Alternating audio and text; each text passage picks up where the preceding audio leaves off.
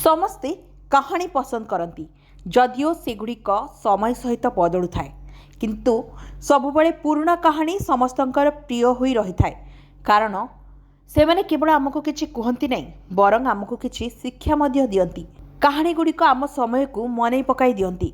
से माने सबुठारु गंभीर प्रसंग को मध्य मधुर कर दियंती। सेथि मध्यरु गोटिए कार कहानी समस्तंकु मने थिबो। आज सही कार आउ रास्तार देखा जाउनी हेले सेही कार सबुबेले वीआईपी कार आख्या पाई आसीछि। सस्ता सुंदर मजबूत आ सबु श्रेणीर लोक एही कार रे निश्चिंत बसिथिबे हेले एही कार थिला भारतीय रास्तार बादशाह जहाकू आम्बासडर भाबे आमे जानिथिलु। एहार राज एपरि थिला जे जड़े राजा मध्य एहाकू ईर्षा करिवो। एहा पूर्व हेउ कि पश्चिम उत्तर हेउ कि दक्षिण भारतर सीमार एपर कोनोसी कोण नथिला जेउठी एही कार पहुँची नथिला। गाँ सहर बड़ सहर गरीब धनी विशेष एवं साधारण सबुठी समस्ते एहार निजर थिले।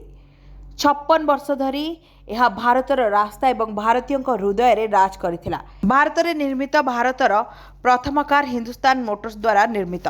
वर्षटी थिला 1958। जदिओ यार आगमन भारत स्वाधीनता पूर्व आशा करा जाउथिला।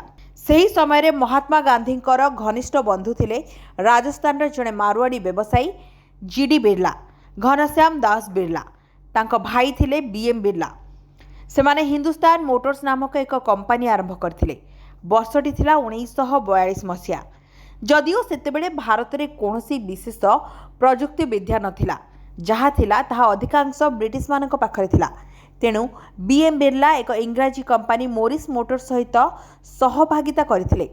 एही मोरिस मोटर्स आज एमजी बा मोरिस गैरेज भाव में जनाशुना। तेणु एही प्रकार व्यवस्था सहित हिंदुस्तान मोटर्स गुजरात ओखारे यार प्रथम कारखाना स्थापन कला।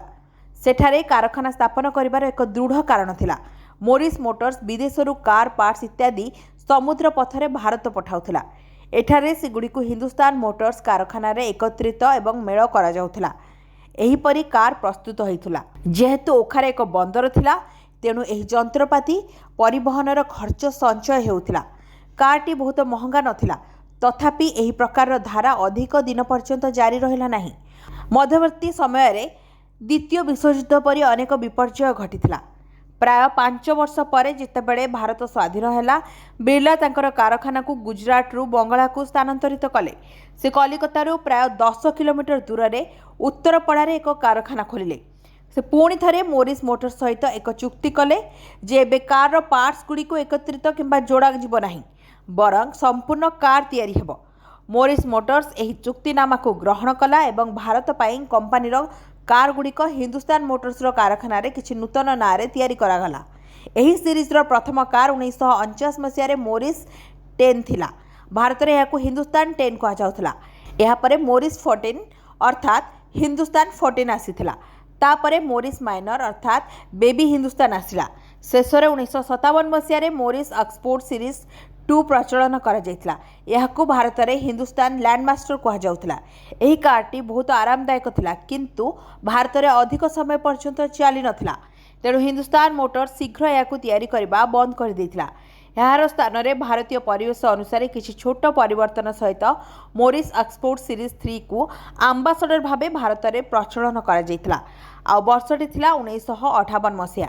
एही कारटी भारतर रास्ता रे आसीबा मात्रे एपरी गति रे चलीथिला जे हुए तो यार निर्माता माने मध्य एपरी आशा करि नथिले। कहा जाए एही कार तैयारी हेबा परे यार वैशिष्ट्य गुड़िक केबे परिवर्तन होई नथिला जदिओ एथिरे छोट छोट आभ्यंतरीण परिवर्तन होइथिला।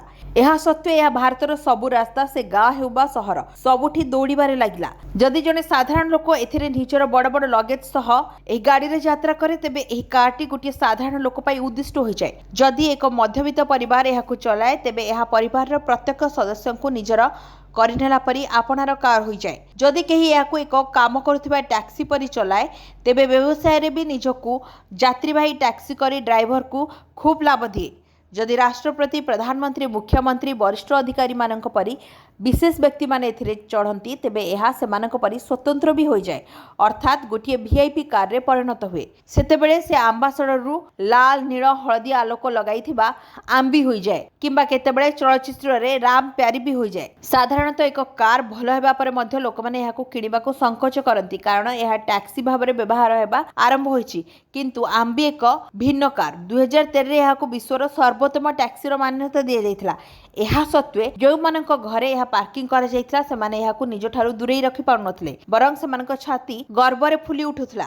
କେବଳ ଏତିକି ନୁହେଁ, ଗୋଟିଏ ସମୟ ଥିଲା ଯେତେବେଳେ ପ୍ରାୟ 16% ଆମ୍ବାସଡର କାର ସମସ୍ତ ସରକାର କିଣିଥିଲେ ସିଧାସଳଖ କାରଖାନାରୁ କାରଣ ମନ୍ତ୍ରୀ ଏବଂ ଅଧିକାରୀମାନେ ଏହାକୁ ଛାଡ଼ି ଅନ୍ୟ କୌଣସି କାର ପସନ୍ଦ କରୁନଥିଲେ ଯେତେବେଳେ କି ସେହି ସମୟରେ ଅନେକ ନୂଆ ଆରାମଦାୟକ କାର ବଜାରକୁ ଆସି ସାରିଥିଲା।